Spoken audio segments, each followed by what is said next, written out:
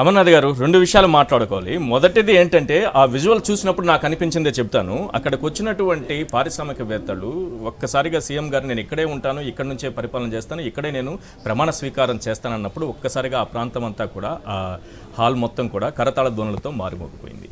నాకు అనిపిస్తోంది ఏంటంటే, ఎవరైనా సరే ఒక పారిశ్రామికవేత్త వచ్చినప్పుడు అక్కడ వనరులు చాలా అవసరం, కనెక్టివిటీ చాలా అవసరం, మౌలిక సదుపాయాలు చాలా అవసరం.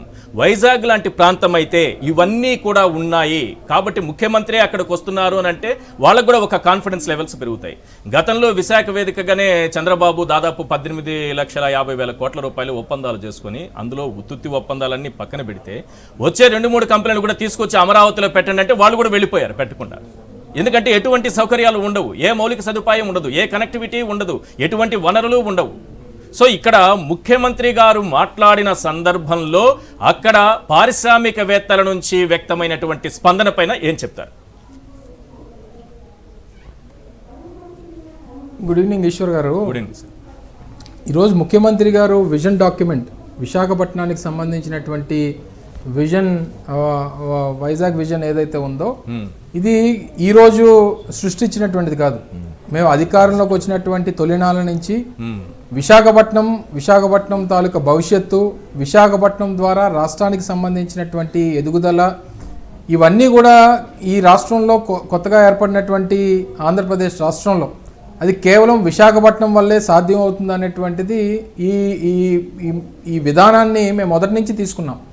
దానికి అనుగుణంగా ముందుకు వెళ్ళాం, దానికి అనుగుణంగా అడుగులు వేశాం. రేపు రానటువంటి కాలంలో ఏ రకమైనటువంటి భవిష్యత్తు ఈ ప్రాంతానికి ఇస్తే తద్వారా రాష్ట్రానికి ఉపయోగపడుతుంది ఈ ప్రాంతం అనేటువంటిది రాష్ట్ర ప్రజలందరినీ కూడా ఉద్దేశించి గౌరవ ముఖ్యమంత్రి గారు చెప్పారు.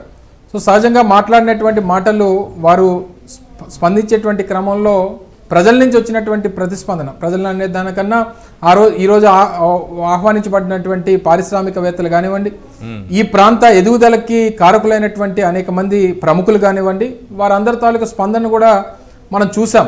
సో ఇవన్నీ చూసిన తర్వాత ఇప్పటికన్నా నేనేమంటానంటే, పెద్దలు అమర్ గారు మాట్లాడుతూ వారి అభిప్రాయాన్ని తెలియజేశారు.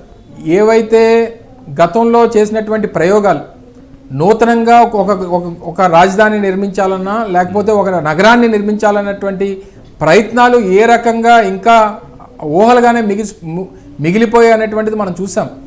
ఈరోజు గతంలో అనేక రాష్ట్రాలు ఏర్పాటైనప్పుడు, ఇదే చంద్రబాబు నాయుడు గారు ఎన్డీఏ కన్వీనర్గా ఉన్నప్పుడు ఉత్తరాఖండ్ కానివ్వండి, లేదా జార్ఖండ్ కానివ్వండి, ఛత్తీస్గఢ్ కానివ్వండి, ఈ 3 రాష్ట్రాలు ఏర్పాటైనప్పుడు ఆయన ఎన్డీఏ కన్వీనర్గా ఉన్నాడు. ఈ 3 రాష్ట్రాలు ఏర్పాటైనప్పుడు అప్పుడు తీసుకున్నటువంటి రాజధానులు ఏంటి? అప్పటికే ఆ ప్రాంతాల్లో ఉన్నటువంటి అభివృద్ధి చెందినటువంటి నగరాలైనటువంటి డెహ్రాడూన్ కానివ్వండి, లేదా జార్ఖండ్కి సంబంధించి రాంచీ కానివ్వండి, లేదా ఛత్తీస్గఢ్కి సంబంధించి రాయ్పూర్ కానివ్వండి, ఈ 3 ప్రాంతాలు ఆయా ఉమ్మడి రాష్ట్రాల్లో అప్పుడు ఉన్నటువంటి రాజధానులతో పాటు అభివృద్ధి చెందుతున్నటువంటి నగరాలుగా ఉన్నటువంటి ప్రాంతాలనే వారు రాజధానులుగా ఎంపిక చేసుకున్నారు. మరి అదే ఆంధ్రప్రదేశ్ ఏర్పాటు 2014లో ఏర్పాటు అయినప్పుడు, రాష్ట్ర విభజన జరిగినప్పుడు ఏదైతే ఆ రోజు హైదరాబాద్తో పోటీ పడగలిగినటువంటి నగరం ఆ రోజు ఆంధ్రప్రదేశ్లో విశాఖపట్నం ఒకటే. వాస్తవానికి 2014లో చంద్రబాబు నాయుడు ముఖ్యమంత్రి అయినప్పుడే విశాఖపట్నాన్ని ఎంపిక చేస్తుంటే ఈరోజు దీని మీద చర్చ లేదు కదా. దీని మీద ఈ డిస్కషన్ కానివ్వండి, ఇది కానీ ఆయన కొత్తగా ఒక నగరాన్ని ఏర్పాటు చేద్దాం, దాని మీద రియల్ ఎస్టేట్ చేసుకుందాం, తద్వారా లబ్ధి పొందుదాం, తద్వారా దానికి ఉన్నటువంటి వర్గానికో తనకు ఉన్నటువంటి సహచరులకో లబ్ధి చేకూర్చేటువంటి ప్రయత్నం చేద్దాం. ఇవన్నీ చేసి ఈరోజు ఒక గ్లోబల్ సిటీగా ఎదగాల్సినటువంటి విశాఖపట్నానికి ఈరోజు 5 సంవత్సరాల పాటు వెనక నెట్టేసేటువంటి కార్యక్రమం ఆ రోజు చంద్రబాబు నాయుడు గారు చేశారు. ఈరోజు పోర్ట్ సిటీస్గా ఉన్నటువంటి ప్రముఖ నగరాలు ప్రపంచవ్యాప్తంగా ఎక్కడ చూసినా సరే ఏ రకంగా అభివృద్ధి చెందాయి అనేటువంటి ఉదాహరణలు 100 చెప్తాం. కానీ నూతనంగా నగరాలను నిర్మిస్తామని చెప్పినటువంటి వారిని, అలా నిర్మించినటువంటి సక్సెస్ఫుల్ నగరాలను ఒకటి చెప్పానండి. సో ఆ రకమైనటువంటి దానికి సమాధానం చెప్పేటువంటి పరిస్థితి మ్యానుఫ్యాక్చరింగ్ సెక్టర్ కానివ్వండి, కేసులు ఉన్నాయి, స్వయంగా చూస్తున్నాము. ముఖ్యమంత్రి గారు కూడా అదే ప్రస్తావించారు. అయినా నేను నెక్స్ట్ ఎన్నికల తరువాత విశాఖ నుంచే పాలన సాగిస్తానన్నారు, అక్కడే ప్రమాణ స్వీకారం చేస్తానన్నారు. ఏంటి ఇవన్నీ కూడా అధిగమించి ముందుకు రాబోతున్నారా?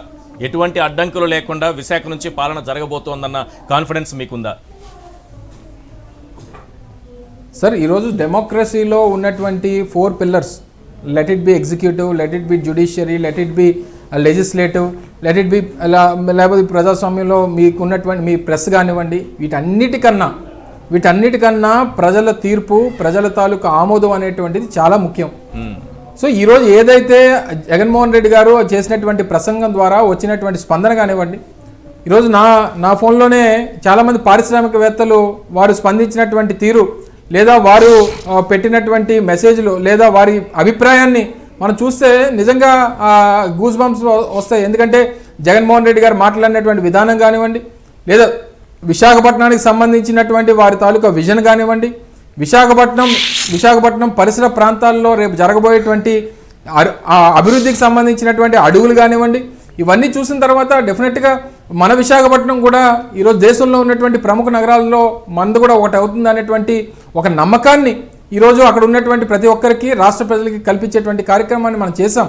సో ఇందులో భాగంగా డెఫినెట్గా రేపు ఆంధ్రప్రదేశ్ భవిష్యత్తు విశాఖపట్నం మాత్రమే ఒక ఎకనామిక్ ఇంజిన్గా రేపు ఆంధ్రప్రదేశ్కి ఉండగలదు అనేటువంటిది ఈ ప్రభుత్వం, జగన్మోహన్ రెడ్డి గారు బలంగా నమ్ముతా ఉన్నాం. దానికి కావాల్సినటువంటి వనరులు, సౌకర్యాలు అన్నీ కూడా ఈ ప్రాంతానికి ఉన్నాయి. ఒకే ఒక ఉదాహరణ, గతంలో చంద్రబాబు నాయుడు గారు అనేక సభలు, సదస్సులు నిర్వహించారు. మరి ఇవన్నీ ఎందుకు ఆ రోజు విజయవాడలోనే నిర్వహించాల్సింది, లేదా అమరావతిలోనే నిర్వహించాల్సింది, ఎందుకు నిర్వహించలేదు?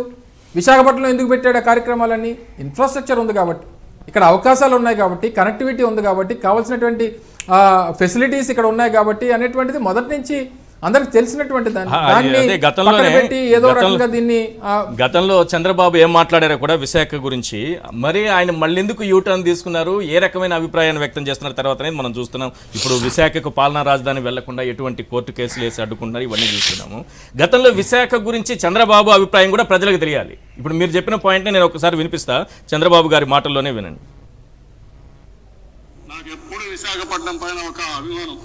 ఆ సిటీకి పోతే నేను ప్రపంచాన్ని మర్చిపోతాను. దృశ్యం అంత మంచి సిటీ, అది మంచి వనరులు ఉన్నాయి, ఎక్కడ లేని వనరులు ఉన్నాయి. ఇప్పుడు మీరిద్దరు చెప్పాలి సార్. ఫస్ట్ అమర్నాథ్ గారితోనే అంటే ఎందుకు చంద్రబాబు ఇంత గొప్పగా విశాఖ గురించి మాట్లాడి ఒక్కసారిగా ఆయన అనేక విషయాలు యూటర్న్ తీసుకున్నారు, విశాఖ విషయంలో కూడా యూటర్న్ తీసుకున్నారా? ఎందుకు మళ్ళీ విశాఖకు పాలనా రాజధాని వెళ్లకుండా ఇన్ని రకాలుగా అడ్డుకుంటున్నారు అమర్నాథ్ గారు?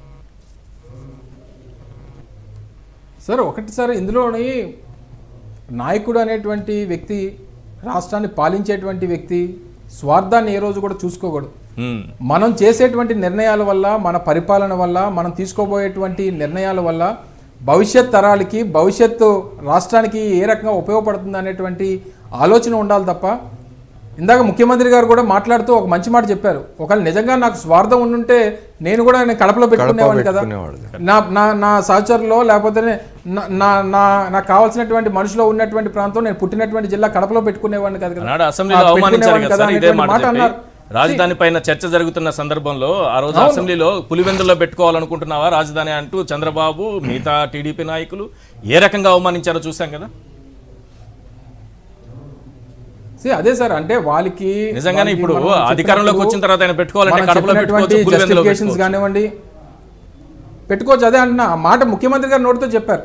ముఖ్యమంత్రి గారు వారి ప్రసంగంలో దాన్ని ప్రస్తావించి చెప్పడం జరిగింది. ఈరోజు ఆంధ్రప్రదేశ్లో ఉన్నటువంటి నగరాల్లో ఈరోజు 3rd క్లీనెస్ట్ సిటీ, ఈరోజు అనేక మెట్రోస్ ఉన్నాయి, అనేక రాజధానులు దేశంలో ఉన్నాయి. 3rd క్లీనెస్ట్ సిటీ విశాఖపట్నం దేశంలో, 9th రిచెస్ట్ సిటీ దేశంలో విశాఖపట్నం. ఈరోజు పర్ క్యాపిటల్ ఇన్కమ్ మిగిలినటువంటి నగరాలతో కంపేర్ చేస్తే, ఆంధ్రప్రదేశ్లో ఉన్నటువంటి మిగిలినటువంటి నగరాలతో కంపేర్ చేస్తే మన స్టేట్ యావరేజ్ కంటే వే హెడ్ విశాఖపట్నం తాలూకా పర్ క్యాపిటల్ ఇన్కమ్ ఉంది.